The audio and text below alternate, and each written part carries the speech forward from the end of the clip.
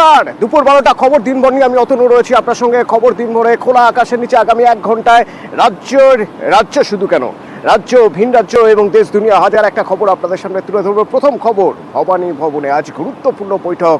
রাজ্য পুলিশের ডিজি বৈঠক ডেকেছেন, সেখানে সব জেলার পুলিশ সুপারদের থাকতে হবে। কেন, কি নিয়ে বৈঠক, তার কারণ আমরা জানি। গতকালই কড়া বার্তা দিয়েছেন মমতা বন্দ্যোপাধ্যায়, মুখ্যমন্ত্রী কড়া বার্তা দিয়েছেন যে এইভাবে জমি জবরদখলের অভিযোগ আসছে বিভিন্ন জায়গা থেকে, যেটা কোনো মতেই বরদাস্ত করা হবে না। তাহলে পুলিশ করছে কি, তাহলে প্রশাসন কি করছে, কেন এইভাবে জমি জবরদখলের বারবার অভিযোগ আসবে বিভিন্ন জায়গা থেকে, জমির চরিত্র বদলের অভিযোগ আসবে। তো এবার ডিজি যখন বৈঠক করছেন, খুব স্বাভাবিকভাবেই যেটা মাথায় আসে, তাহলে কি এবার পুলিশ সুপারদের ডিজি কিছু নির্দেশ দিতে পারেন? কি হতে পারে আজকের বৈঠকে? সরাসরি সোমরাজ প্রতিনিধি আমার সঙ্গে রয়েছেন। সোমরাজ,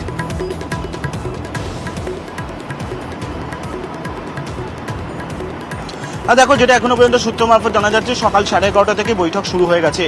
রাজ্য পুলিশের ডিজি সঞ্জয় মুখোপাধ্যায় এখনো পর্যন্ত বৈঠকে উপস্থিত হতে পারেননি, কিন্তু রাজ্য পুলিশের এডিজি আইন শৃঙ্খলা মনোজ ভার্মা এই বৈঠকের আপাতত নেতৃত্ব দিচ্ছেন বলেই সূত্র মারফত জানা যাচ্ছে। যেটা মনে করা হচ্ছে, গতকাল মুখ্যমন্ত্রী মমতা বন্দ্যোপাধ্যায় পুলিশ প্রশাসনের উচ্চপদস্থ আধিকারিকদের উপস্থিতিতে যেভাবে কড়া বার্তা দিয়েছিলেন, সে জমি জবরদখলই হোক বা উত্তরবঙ্গে লোকসভা নির্বাচন চলাকালীন প্রচুর টাকা ঢুকেছে এবং তাতে পুলিশ ব্যর্থ হয়েছে। এবং শুধু তাই নয়, গত 11ই জুন এবং গতকালকে প্রশাসনিক বৈঠক, একের পর এক যে নির্দেশ মুখ্যমন্ত্রী মমতা বন্দ্যোপাধ্যায় দিয়েছেন, সে কখনো ওভারলোডিংকে কেন্দ্র করেই হোক বা কখনো কাটমানি খাওয়াকে কেন্দ্র করেই হোক, গোটা বিষয়টি নিয়েই আজকে পর্যালোচনা বৈঠকে বসেছে রাজ্য পুলিশের শীর্ষ পর্যায়ের আধিকারিকরা। ইতিমধ্যেই সকাল 11:30 থেকে বৈঠক শুরু হয়েছে। বিভিন্ন ইস্যু নিয়ে আলোচনা হচ্ছে, তার মধ্যে অন্যতম ইস্যু হচ্ছে ওভারলোডিং। অর্থাৎ এই ওভারলোডিং হচ্ছে এবং তার জেরে টাকা দিলেই সেই লরিগুলিকে ছেড়ে দেওয়া হচ্ছে। গত 11ই জুন মুখ্যমন্ত্রী মমতা বন্দ্যোপাধ্যায় এই বিষয় নিয়ে খুব প্রকাশ করেছিলেন। পাশাপাশি বারবারই গোয়েন্দা ব্যর্থতার প্রশ্ন উঠে আসে। আজকের বৈঠকে রাজ্য পুলিশের গোয়েন্দা দপ্তরের উচ্চপদস্থ আধিকারিকরা উপস্থিত রয়েছেন বলে সূত্র মারফত জানা যাচ্ছে।